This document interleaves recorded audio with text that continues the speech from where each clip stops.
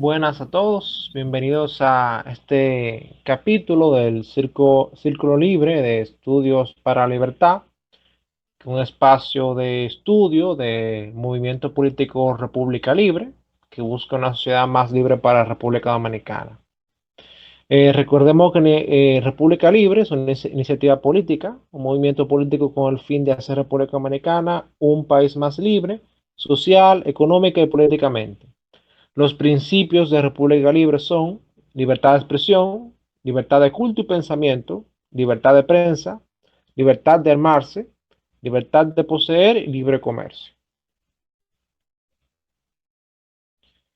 Sobre los círculos libres, la intención es difundir la idea de la libertad, educar a la juventud en el pensamiento político y económico liberal, generar movimiento local, provincial y nacional, y realmente no hay compromiso, o sea, pueden participar del Círculo Libre personas que no son adscritas a República Libre como miembros, aunque sí pueden luego, si se ven interesados, en integrarse.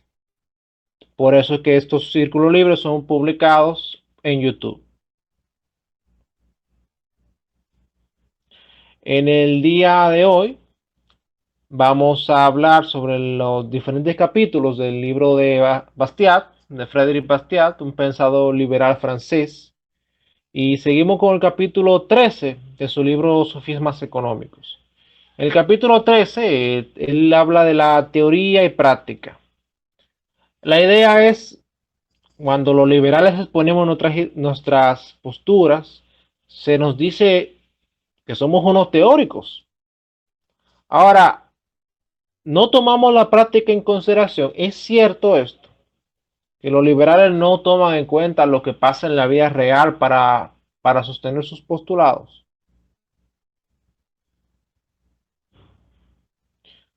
Lo primero es para revisar científicamente si nosotros estamos siendo teóricos o si estamos observando la realidad, tenemos que observar la realidad. Entonces, ¿qué es lo que pasa en la realidad? ¿Qué es lo que pasa en la interacción entre los diferentes individuos interactuando de forma libre? ¿Qué se observa? Lo que observamos es que cuando tú necesitas algo, tú vas a otro donde lo venden y tú intercambias con él, sea usando moneda actualmente en la época moderna o usando un bien de intercambio, que eso en sociedades más antiguas se utilizaba, por ejemplo, el cacao, la sal o otro elemento como el oro o la plata. O sea, la gente usualmente intercambia lo que necesita por lo que tiene o utilizando un tercero en un intercambio triangular. Y eso es lo que sustenta una parte de relaciones sociales. Como somos entes sociales, lo que hacemos es para suplir nuestras necesidades, nosotros cooperamos socialmente. Entonces, la teoría liberal de que nosotros intercambiamos, más o menos se va sustentando en la realidad. Ahora, ¿qué es lo que se dice? Pásalas. Ok. Los detractores dicen que no hay principios absolutos, no, ni reglas inflexibles, que el bien del individuo, la familia o la provincia es malo para la nación. Más en detalle, que si nosotros compramos algo de extranjero, no necesariamente tenga la misma calidad o lo mismo que nosotros estamos buscando. La política económica de los individuos no es la misma que las naciones. Ahora, ¿cuál es el sentido implícito de esto? O sea, ¿por qué los detractores de la libertad sostienen que lo que aplica a la economía incluso de las provincias no aplica a la economía de la nación o de entre las naciones? El sentido implícito de esto es que quienes dicen eso están afirmando que nosotros, los individuos, somos propiedad de los que tienen el poder. Porque ¿qué es lo que diferencia las relaciones entre las familias, provincias pues, los individuos, de las relaciones entre las naciones, es que ya a nivel nacional hay un grupo que detenta el poder. Entonces lo que está diciendo, lo que dicen que no es igual, es que las personas no son libres, sino que son propiedad de los grupos de poder que tienen el país, sea del dictador del momento, sea del rey del momento o del presidente del momento y su séquito que gobierna. Ese es el sentido implícito de ese pensamiento. ¿Es así o es falso? Tenemos que ver qué dice la evidencia.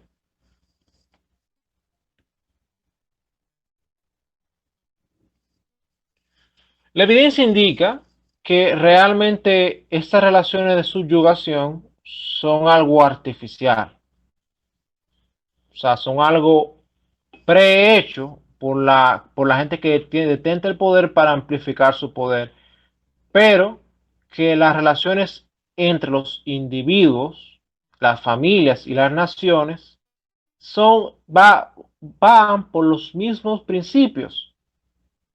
O sea, es falso. La única diferencia entre la relación entre la nación y las del individuo son las relaciones de poder. En estas relaciones de poder vemos que, por ejemplo, es difícil que un tercero se meta en una relación de dos individuos interactuando, comerciando. Es difícil que de una provincia a otra una entidad municipal quiera regular eso. No es que no pase, hay países en donde hay regulaciones de comercio interprovincial. Ahora, ¿qué pasa en las relaciones entre naciones? Que hay diferentes grupos políticos que detentan poder en esos diferentes territorios. Entonces, esos grupos políticos, como están en constante pugna, ellos asumen que tienen propiedad sobre los bienes y las personas de los territorios. Dale para atrás, Eric. Para atrás. Entonces, siguiendo con el próximo capítulo, que es el capítulo 14, ya quedando claro que es falsa la idea de que no es, que son principios. El principio 14, el capítulo 14, trata sobre un conflicto de principios. Y es lo siguiente.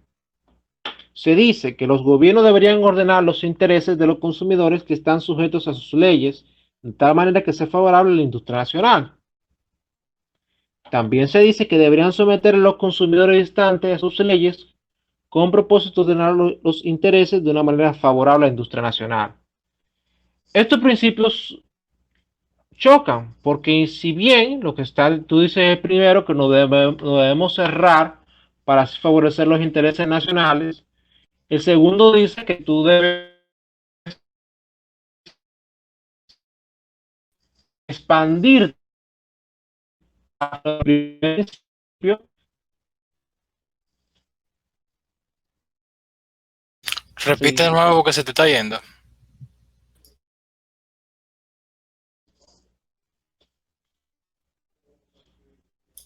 Carlos, te fuiste. Pasa a la siguiente, para la siguiente gráfica, pasa. Que repita. Ah, me fui. Sí, te fuiste. El capítulo 14, el capítulo 14 trata sobre el conflicto de principios. Primer principio es los gobiernos deberían ordenar los intereses de los consumidores que están sujetos a sus leyes de tal manera que sea favorable a la industria nacional. El segundo principio es deberían someter a consumidores distantes a sus leyes con el propósito de ordenar los intereses de una manera favorable a la industria nacional. ¿Por qué chocan estos principios? Porque si bien el primero nos indica que debemos ser proteccionistas, el segundo nos indica que debemos expandir nuestro comercio y que debemos someter incluso a otros consumidores a nuestros intereses nacionales. Entonces, esto choca con el primer principio en otra nación. Entonces, ¿qué implica esto? Da la siguiente. ¿Qué implica esto? Eso implica lo siguiente. Tenemos varias ideas. Tenemos el proteccionismo y tenemos el colonialismo. El proteccionismo nos indica que debemos proteger los intereses nacionales en una idea de un comercio en donde si tú vendes, tú ganas, pero si tú importas, tú pierdes. Es una idea básicamente como de señoraje. O sea, se entiende como que si tú importas, tú estás pagando el tributo a otras naciones.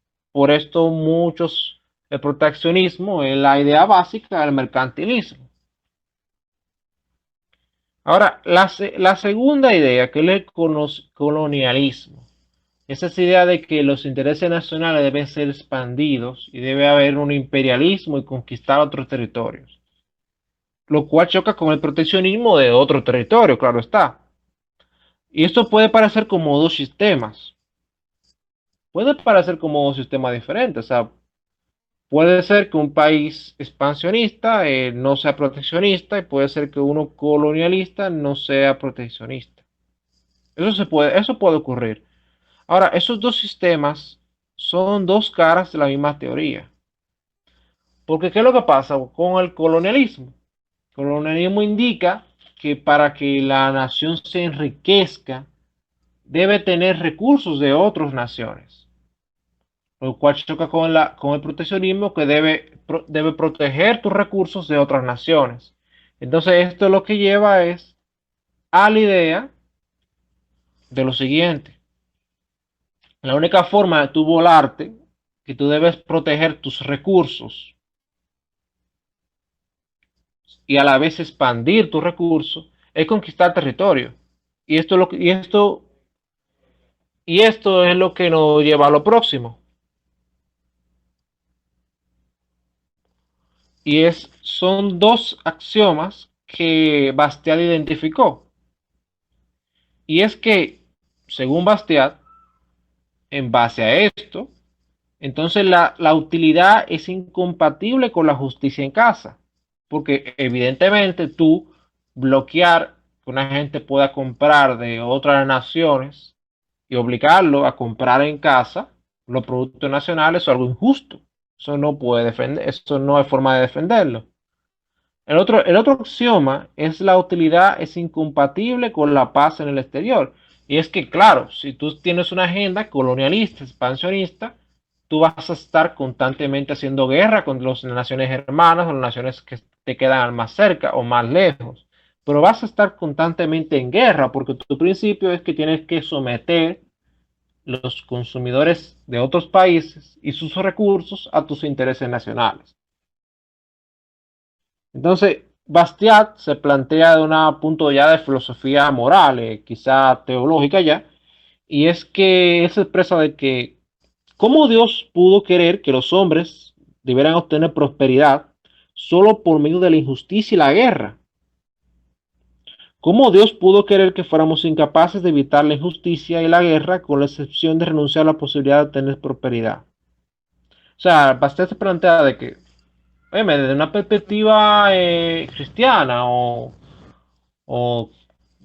monoteísta o religiosa, y cómo tú puedes plantear que una deidad que es misericordiosa y todo lo que nosotros entendemos en Occidente por las religiones abramánicas, o sea, cómo tú puedes conciliar esas dos ideas. Como es de Dios, tú puedes decir que la ley natural, porque la ley natural es que la gente para enriquecerse tiene que saquear o hacer injusticia. O sea, ¿cómo tú puedes plantear que esa fue la ley que planteó Dios? Eso lo podemos abordar de otra forma, pero Bastián lo hace de una forma bien interesante de que, oye, ¿cómo la ley natural va a hacer que tú tienes que hacer eso? O sea, es como no tiene mucha lógica cuando tú lo planteas así. Que por cierto, haciendo un paréntesis, invitamos a que vean de los primeros y que vean el círculo libre que tenemos sobre la ley de Bastia, donde también damos una introducción y hacemos saber que Bastia era un liberal católico. Es decir, él tenía también ese trasfondo para que se sepa por qué porque él también hace esas expresiones, porque también hace otras aseveraciones, por ejemplo, cuando él escribe su ensayo La Ley. Es cuanto. Correcto. Entonces, siguiendo con la próxima parte,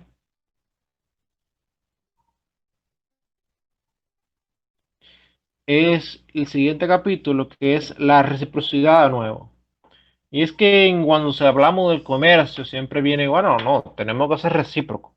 O sea, sí, es recíproco. Ahora, cuando se aduce eso, viene la idea de que tenemos seguridad que el extranjero nos comprará tanto como nosotros como vendemos.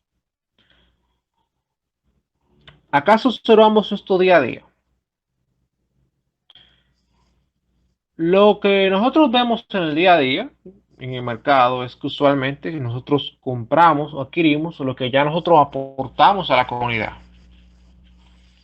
Es decir, lo que tú tomas, lo vendes, y lo que vendes lo tomas al valor de mercado. Es decir, si yo agarré en el mercado y yo vendí 100.000 patatas, o 100 libras de patatas, o vamos a decir una tonelada métrica de yuca, por ponerlo así, esos bienes yo voy a obtener del mercado o de la sociedad el valor de esos bienes, y ese valor es que yo voy a poder intercambiarlo con la otra persona para conseguir lo que quiero. Es decir, que solamente nosotros vamos a adquirir lo que ya nosotros estamos vendiendo. O sea que ya hay una equivalencia ahí. Si no lo tomas, si en el caso de que tú no puedas tomarlos, entonces tú los produces en ese caso hipotético. Pero no tendría sentido prohibir de antemano no poderlo tomar. Porque ¿qué es lo que pasa? La idea de la autosuficiencia indica que entonces nuestro tiempo que podríamos dedicar en las cosas que son más eficientes, entonces lo estamos dedicando en cosas que no somos tan ineficientes. O sea, ¿qué es lo que pasa en la vida real? La vida real no pasa que el que vende trigo está fabricando él mismo sus zapatos, él mismo sus tractores, él mismo su casa. No. O sea, una gente que es más eficiente haciendo zapatos, haciendo casas, haciendo tractores, le puede intercambiar a él su trigo o el valor de su trigo. Y eso es lo que pasa en la vida real, o sea, y eso es lo que trae lo que trae y hace sentido el orden social, que somos seres gregarios, porque la idea del proteccionismo se reduce a un atomismo, se reduce a que la única forma de que nosotros seamos más ricos es ser totalmente autosuficientes. Pero cuando tú te vas a la última consecuencia lógica de ser autosuficiente, tú caes en la pobreza más.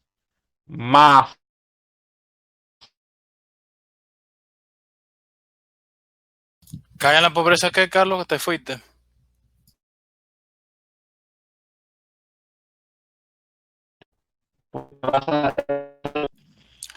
¿En la pobreza qué, Carlos? ¿En la pobreza más? ¿Te fuiste? No sé, se te fue el audio.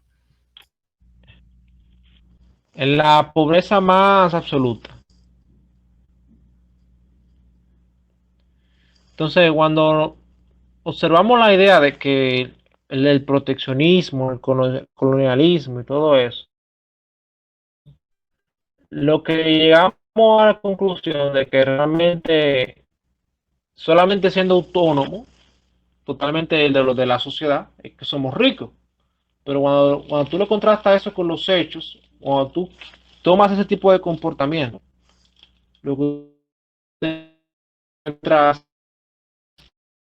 es que no vas a tener tiempo para los,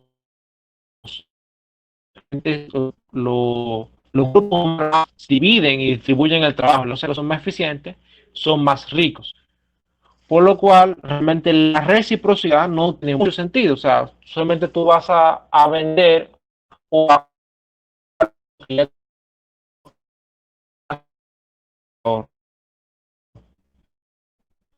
¿Solo tú vas a vender?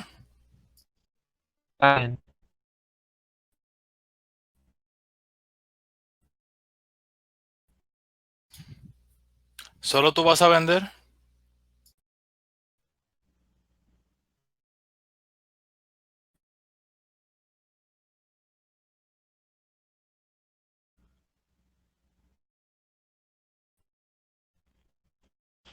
¿Y qué fue eso?